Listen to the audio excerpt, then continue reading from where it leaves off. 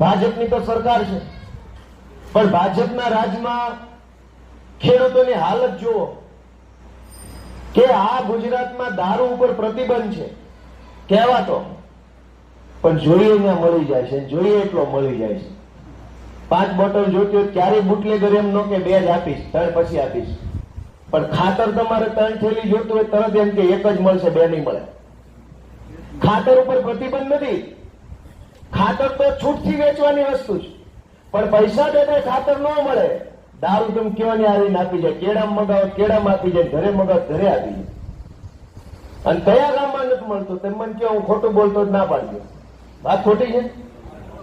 પ્રતિબંધિત દારૂ મળે, તાણે ખાતર ન મળે તો કેમ ખેતી કરવાની?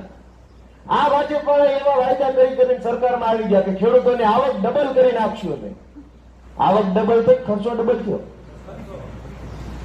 માંડ ખાતર મળે ત્યાં ભેગો ભાણીઓ લેવો પડે 600 વાળો. તાલુકાના ભલગામની અંદર ત્યારે હું હાજર હતો, ત્યારે ચૂંટણી જાહેર થઈ ગઈ હતી.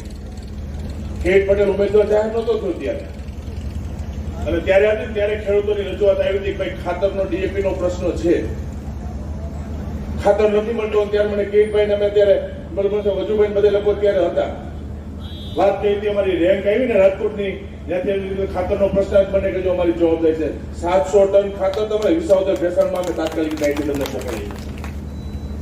અને કાંઈ ઇસ્યુ નથી. તમને હજી કહું છું એમાં કે તમને મુશ્કેલી પડે, પાયાનું ખાતર તો ડીએપી જતું, એનપીકે, યુરિયા, કેસોઇડ ક્યાંય પણ જોતું હોય ને, આ જયેશ આદરણીય જવાબદારી છે. તમારે કિરીટભાઈને ફોન નથી કરો, તમારે જે ખાતરની જરૂર પડે ત્યાં મને કહેજો, અહીંયા તમે માગશો ને એટલે બીજે જે રેન્ક તમારા પાદરમાં આવીને ઉભી છે.